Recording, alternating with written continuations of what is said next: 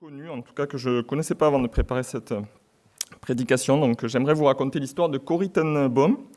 Donc, Corrie était une chrétienne néerlandaise. Elle est issue d'une famille chrétienne d'horloger à Haarlem, donc aux Pays-Bas. Elle vivait avec son père et sa sœur dans une maison assez simple, une maison profondément ancrée dans la foi chrétienne et l'hospitalité.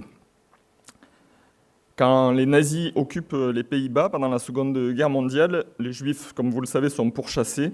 Et très vite, la famille ten Boom décide de ne pas rester spectatrice. Ils ouvrent leur maison aux personnes qui sont traquées.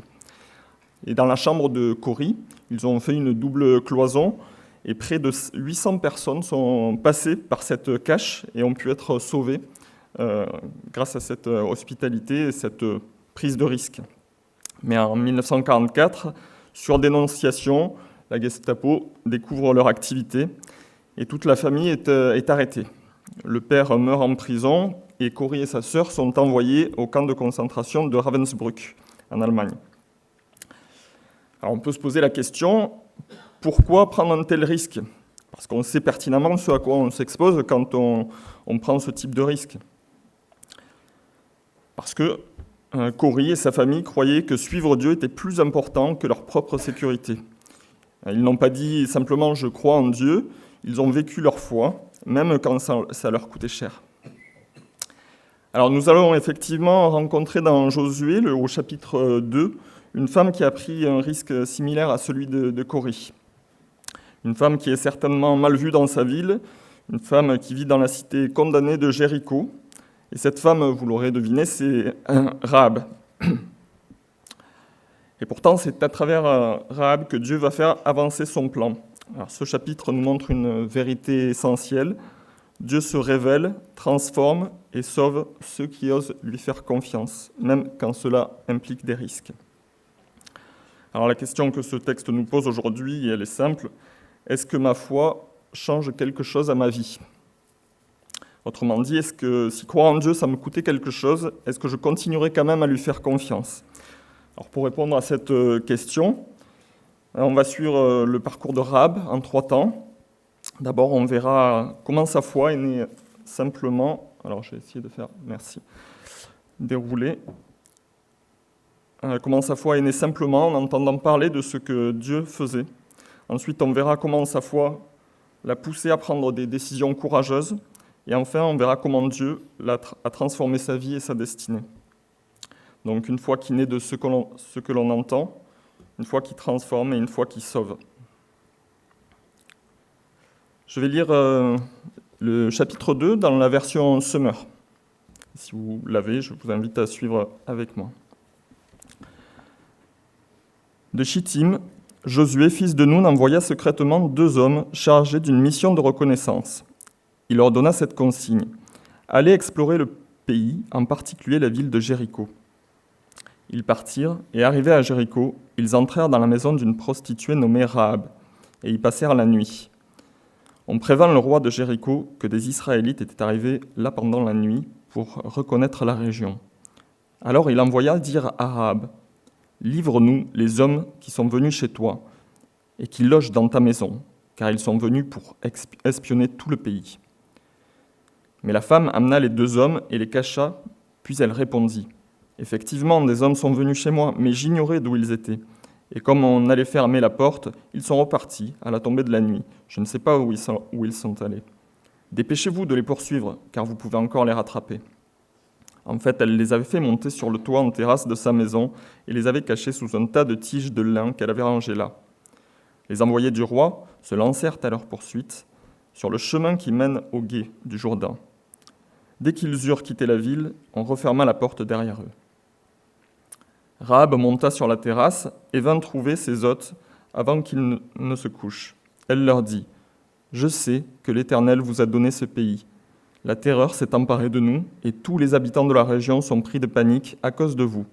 Car nous avons entendu que l'Éternel a mis à sec les eaux de la mer des roseaux devant vous lorsque vous êtes sortis d'Égypte. Nous avons appris comment vous avez traité les 2 rois amoréens, Sihon et Og, qui régnaient de l'autre côté du Jourdain, pour les vouer à l'Éternel en les exterminant. Depuis que nous avons entendu ces nouvelles, le cœur nous manque, et personne n'a plus le courage de vous tenir tête. En effet, c'est l'Éternel, votre Dieu, qui est Dieu, en haut dans le ciel et ici-bas sur la terre. Maintenant, je vous prie, jurez-moi par le nom de l'Éternel qu'en reconnaissance pour la bonté, que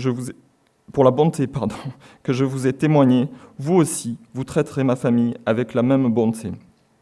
Et donnez-moi un gage certain que vous laisserez la vie sauve à mon père, à ma mère, à mes frères et sœurs, et à tous les membres de leur famille, et que vous empêcherez que nous soyons mis à mort. » Les 2 hommes lui répondirent, « Notre vie répondra de la vôtre, pourvu que tu gardes le secret de cet engagement entre nous.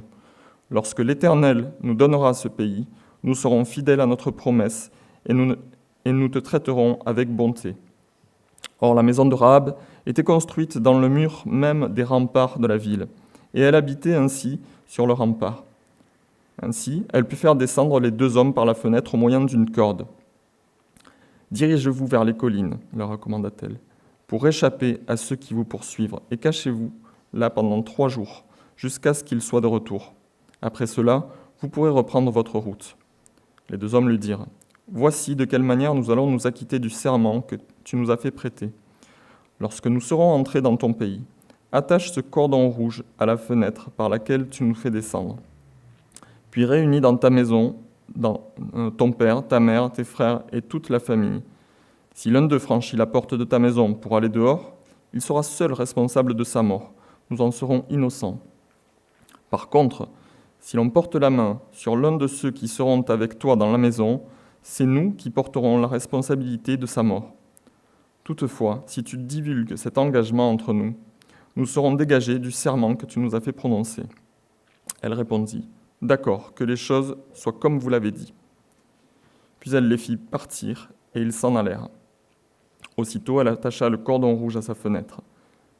Les 2 hommes gagnèrent les collines et s'y tinrent, cachés pendant 3 jours, jusqu'à la patrouille lancée à leur poursuite soit de retour.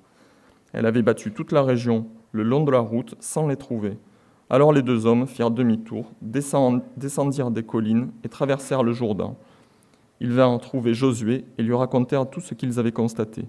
« Certainement, l'Éternel nous livre tout le pays, lui dirent-ils, car déjà toute la population de la région est prise de panique à cause de nous. » La parole de l'Éternel.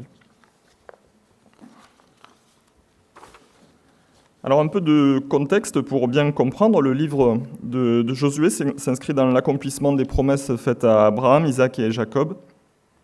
On le sait, Dieu n'improvise pas, il agit selon sa promesse de donner à Israël le pays promis. Dans ce chapitre 2 du livre de Josué, on se situe à un moment charnière de l'histoire d'Israël, la transition entre l'attente et l'accomplissement de la promesse. Le peuple d'Israël vient de vivre 40 ans dans le désert, la génération sortie d'Égypte est morte, et une nouvelle génération est prête à entrer en terre promise. Dans le premier chapitre, Moïse est mort et Josué est devenu le nouveau chef, et il est investi d'une mission claire, faire entrer le peuple dans le pays que Dieu a promis à Abraham. Donc le peuple est campé à Chittim, à l'est du Jourdain, juste en face de Jéricho. C'est la première grande ville fortifiée sur leur route. Et donc c'est une mission militaire dont Josué est investi, et il prend les choses au sérieux. Il envoie 2 espions pour reconnaître le pays au tout début de ce chapitre.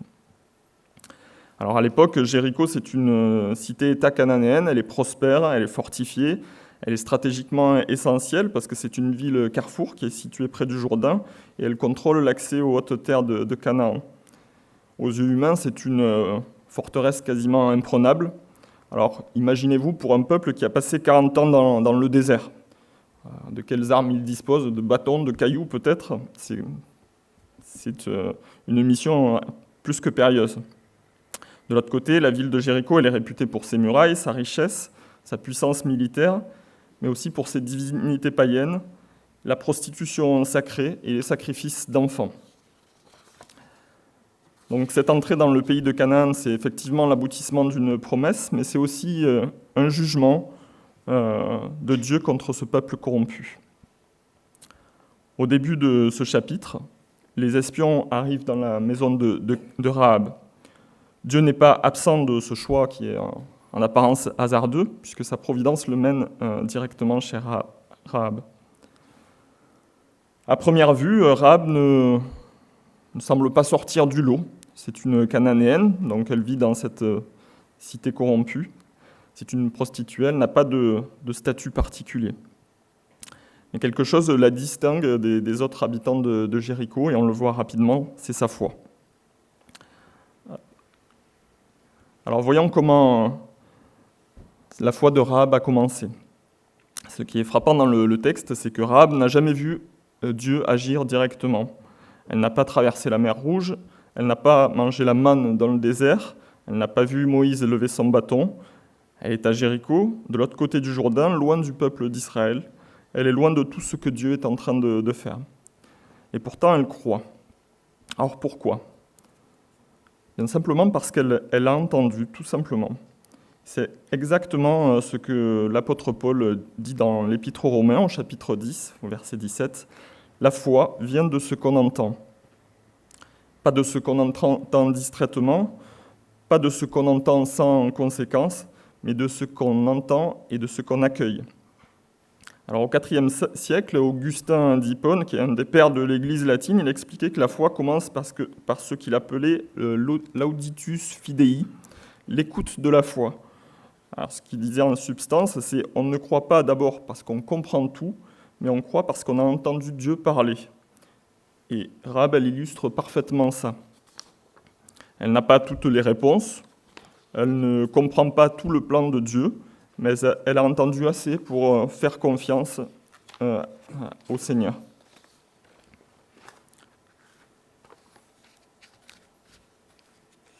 Elle dit aux espions, ce que vous voyez à l'écran, nous avons entendu ce que votre Dieu a fait. Alors, ils ont entendu parler de la mer Rouge, ils ont entendu parler des victoires, ils ont entendu parler de Dieu. Alors mettez-vous un peu à la place de Rahab aujourd'hui, si on transpose son histoire à notre histoire actuelle. Vous vivez en Corée du Nord, en Inde ou en Afghanistan, et vous avez vaguement entendu parler de la Bible et de ce que Jésus a accompli à la croix. Est-ce que ça vous suffit pour y croire ? Peut-être. Est-ce que ça vous suffirait pour défier le régime en place et mettre votre vie et celle de votre famille en jeu ? Peut-être plus compliqué, déjà. À Jéricho, les informations ont circulé, les témoignages ont circulé, tout le monde a entendu la même chose, mais tout le monde n'a pas reçu le message de la même manière. Les autres ont eu peur, leur courage a fondu. On voit qu'ils ont paniqué, c'est ce que dit Rahab. Ils se sont endurcis, ils ont voulu résister. Alors, est-ce que c'est difficile de les comprendre ? Imaginez-vous encore une fois en Corée du Nord. Si vous vous revendiquez chrétien, vous risquez la mort. Si vous restez tranquillement dans votre coin, vous vivrez. Vous ne vous attirerez pas de problème. C'est de l'instinct de survie, en quelque sorte. Mais on voit que Rahab, elle a quelque chose en plus que l'instinct de survie. Une sorte d'instinct de survie ultime qui lui dit « La vraie vie, c'est pas celle que tu mènes ici, c'est pas celle de prostituée que tu mènes ici, c'est celle que tu passeras aux côtés de ce Dieu dont tu as entendu parler. » Cette ville de Jéricho qui paraît si forte extérieurement, elle est déjà vaincue intérieurement. Rahab, elle ne s'est pas contentée d'avoir peur. Elle a certainement cette crainte de l'Éternel dont David Berthomeu nous parlait en février. Elle a laissé cette crainte la conduire à Dieu.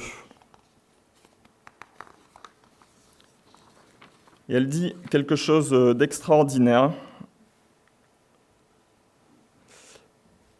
C'est l'Éternel votre Dieu qui est Dieu, en haut dans le ciel et ici-bas sur la terre. Alors, c'est pas une phrase de touriste religieux, ça. C'est pas une phrase qu'on dit pour faire plaisir. C'est vraiment une confession de foi. Elle reconnaît qui est Dieu, elle reconnaît sa souveraineté, elle reconnaît sa puissance. Et elle le fait alors qu'elle n'a aucun avantage à le faire. Personne ne l'oblige, personne ne la force, personne ne la surveille. C'est vraiment un choix du cœur. Et c'est vraiment un choix qui est important pour nous, un modèle de foi. Parce que souvent on entend des récits de personnes se convertir suite à à un miracle, et c'est beau. Souvent aussi, on entend la réciproque. Des personnes qui ne croient pas parce que la guerre, parce que la maladie. La foi dépendrait de ce que l'on vit, de ce que l'on expérimente, de ce que l'on voit. Mais Rahab, elle nous montre l'inverse. Spirituellement, Rahab, elle est dans le noir complet. Elle n'a pas eu de groupe de découverte biblique. Et pourtant, Rahab n'est pas tiède. Elle a entendu parler de Dieu et elle prend ça au sérieux. Sa foi, elle commence simplement par une oreille attentive et un cœur ouvert.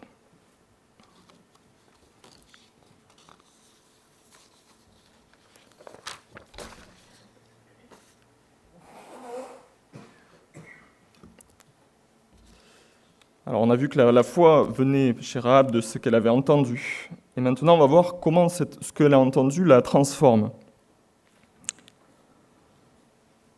Parce qu'entre croire et agir, il y a parfois un fossé. Il y a beaucoup de gens qui croient en Dieu, beaucoup de gens qui disent oui, je pense que Dieu existe, mais on voit parfois que ça ne va pas au-delà. Il y a un décalage entre ce qu'ils affirment et ce qu'ils font. Avec Rahab, on voit tout de suite que sa foi, elle ne reste pas théorique. Quand les espions arrivent chez elle, elle comprend immédiatement l'enjeu. On sait que si on découvre les espions chez elle, elle est morte et probablement sa famille avec elle. Et pourtant, elle les cache. Notez qu'elle agit avant d'avoir été sauvée. Elle ne pose aucune condition avant d'agir. Elle monte sur son toit, elle couvre les espions avec du lin, elle ment aux soldats, elle les protège. À ce moment-là, elle choisit son camp clairement. Elle sait que Jéricho va tomber, elle sait que Dieu est avec Israël, et elle se dit « Je préfère risquer ma vie avec Dieu que la protéger sans lui ». Donc ça, c'est un vrai choix de foi. Ce n'est pas un choix impulsif. Elle dit aux espions, au verset 9, « Je sais que l'Éternel vous a donné ce pays ». Elle ne dit pas « j'espère » ou « peut-être » ou « on verra ». Elle dit « je sais ». C'est une conviction, c'est une certitude pour elle. Et elle ne pense pas qu'à elle, elle pense aussi à sa famille.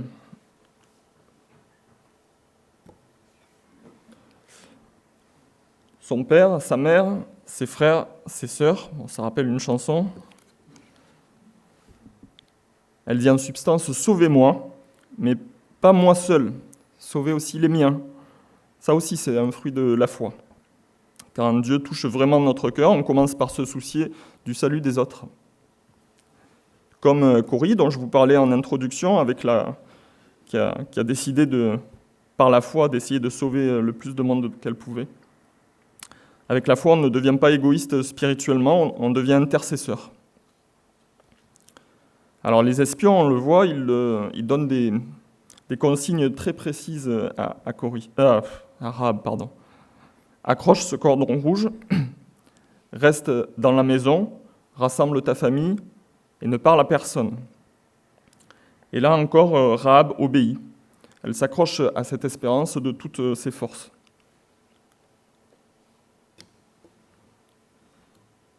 Elle ne discute pas, elle fait exactement ce qu'on lui dit. Et ça, c'est important. Parce que nous, parfois, on croit, mais on essaye d'adapter. On fait des prières pour orienter un peu la réponse de Dieu. Oui, Seigneur, si tu pouvais faire ça de cette façon, à ma manière. Ok, Seigneur, mais peut-être un peu plus tard. Là, je ne suis pas prêt pour le moment. Oui, Seigneur, mais si tu peux m'éviter ça, je préférerais. Rahab, elle agit dans l'obéissance totale. Dans l'épître de Jacques, il est écrit « La foi sans les œuvres est morte ».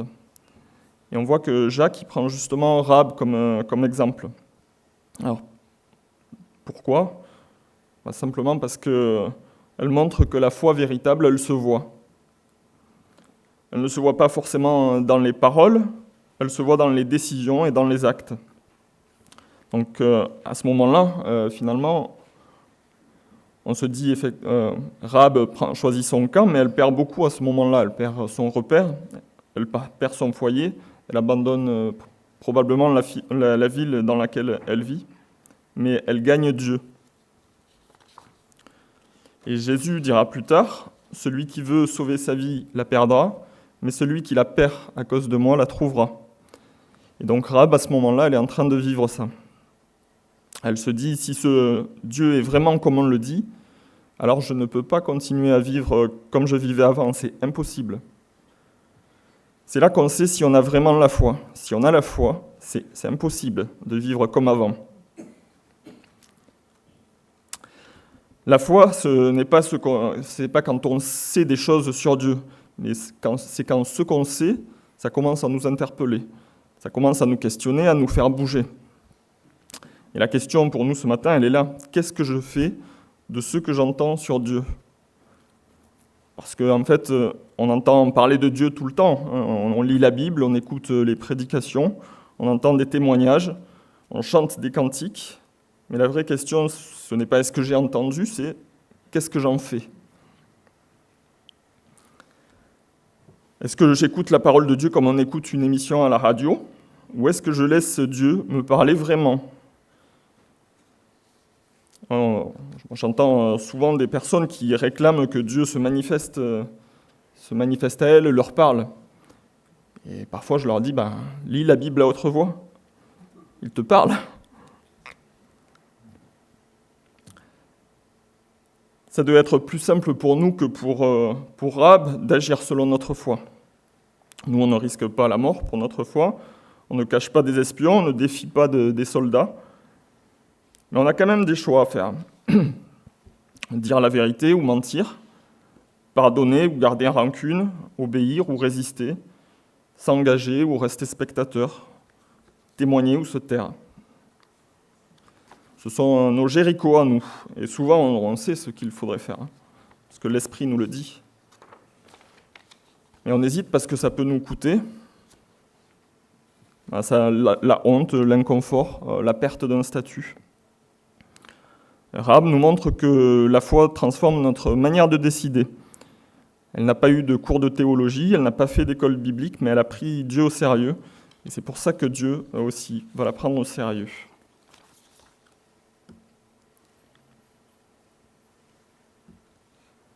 Alors regardons maintenant où Rahab se trouve à la fin de ce chapitre.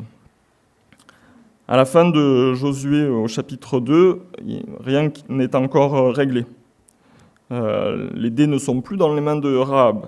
Les espions s'en sont retournés rendre des comptes à Josué. Jéricho est toujours debout, les murs sont toujours là, les soldats sont toujours en place, et le danger est toujours réel pour Rahab. On a vu que Rahab a cru avec ce qu'elle avait entendu, elle a fait ce qu'on lui avait demandé de faire, mais elle n'est pas encore sauvée. Elle est sauvée simplement en promesse. Elle vit entre deux temps, entre ce que Dieu a dit et ce que Dieu va faire. Et c'est exactement notre situation aujourd'hui. Nous vivons dans un moment entre ce que Dieu a promis et ce que Dieu va faire.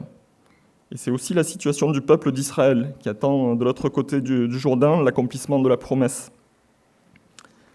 Et regardez maintenant le détail central de tout ce chapitre. C'est ce cordon rouge. Alors ce qui est beau dans la Bible, c'est que le mot qui est utilisé en hébreu, c'est tikva. C'est un mot qui veut dire corde, fil, lien, mais ça veut aussi dire espérance ou attente confiante. Donc ce même mot, ça signifie à la fois un objet visible et une réalité invisible intérieure. Autrement dit, en fait, ce que Rahab elle accroche à sa fenêtre, c'est son espérance.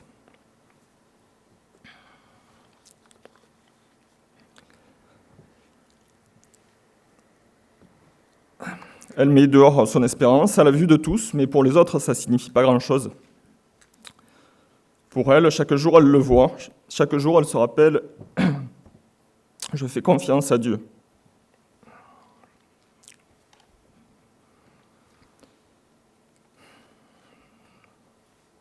C'est son témoignage personnel. Et la couleur de ce morceau de tissu, c'est pas un hasard, puisqu'il est rouge. Et le rouge, dans toute la Bible, c'est la couleur qui est liée au sang. Au sang de l'agneau à la Pâque, au sang des sacrifices, au sang de l'alliance.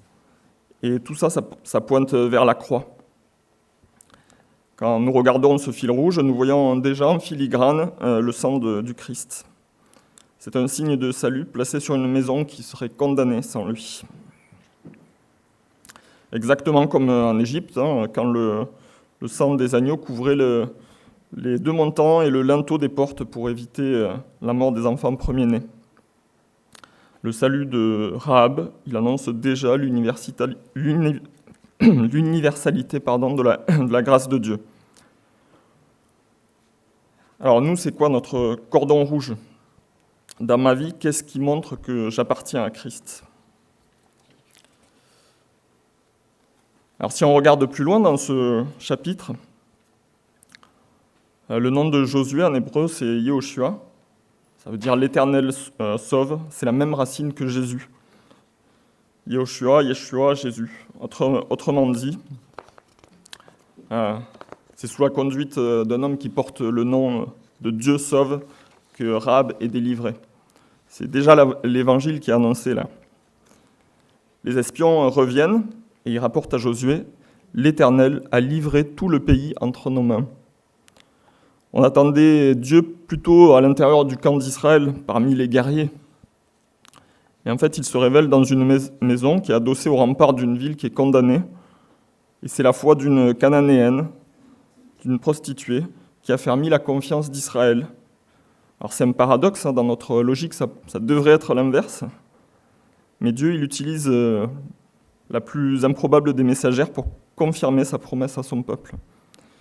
Il nous rappelle en fait dès l'entrée en terre promise que son élection, elle ne suit pas des logiques humaines. Dieu, il fait grâce à qui il veut.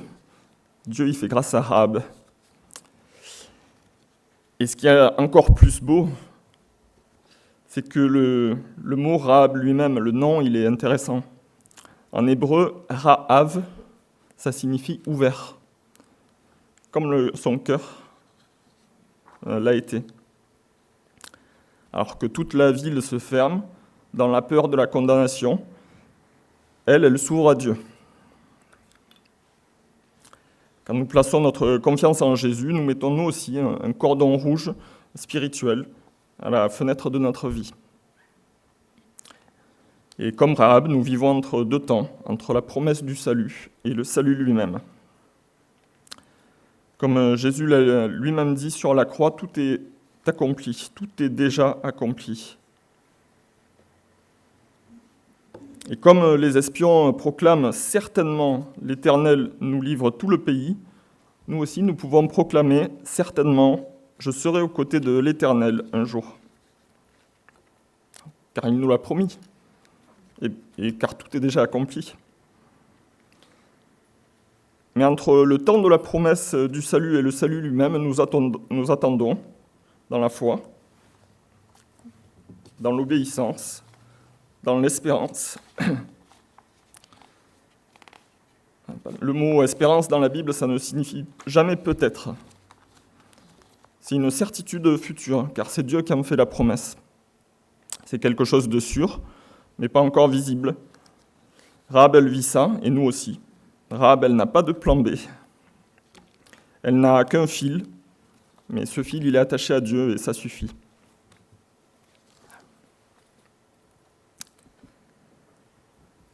Alors pour terminer, excusez-moi, j'ai la voix qui chancelle un peu, c'est ma première, alors Alors j'aimerais revenir un instant à Cory, dont je vous parlais au début du message.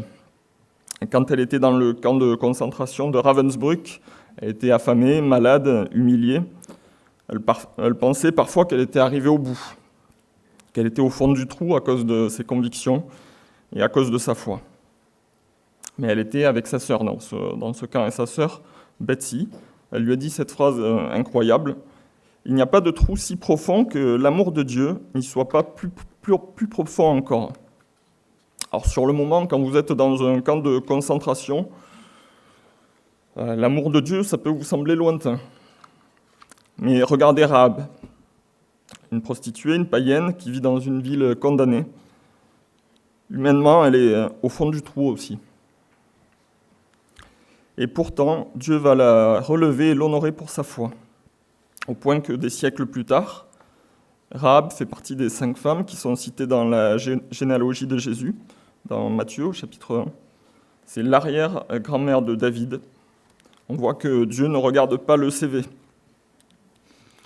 Rahab, elle a entendu parler de Dieu, elle a cru, elle a obéi, elle a tout risqué par la foi. Et Dieu l'a relevée par grâce.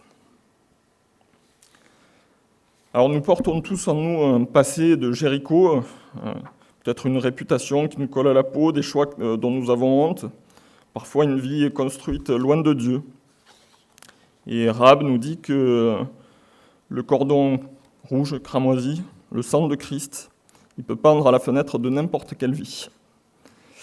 La question, c'est pas est-ce que je suis trop loin, parce qu'il n'y a pas de trou si profond que l'amour de Dieu n'y soit pas plus profond encore. Ça m'émeut, excusez-moi. Il n'y a pas de trou si profond que l'amour de Dieu n'y soit pas plus profond encore.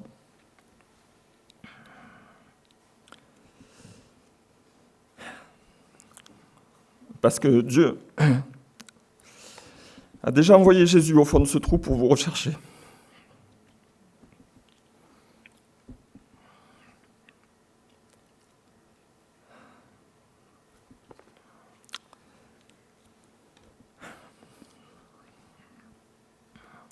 C'est lui, votre cordon rouge, votre lien avec Dieu.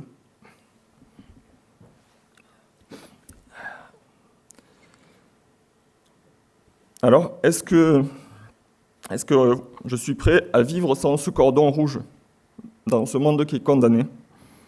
Est-ce que je suis prêt à vivre sans cette confiance totale, sans cette espérance, sans cette espérance, sans ce lien vivant avec Jésus?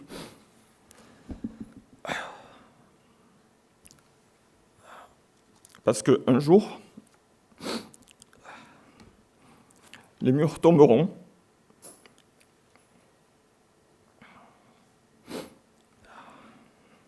Est-ce que quelqu'un aura un mouchoir?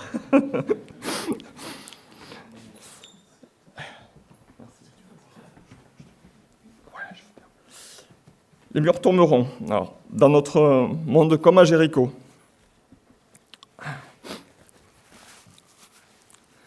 Et ce jour-là, en fait, il n'y aura que Dieu qui tiendra debout. Et la question, c'est est-ce que vous serez fermement attaché à la corde de salut qu'il vous a envoyée?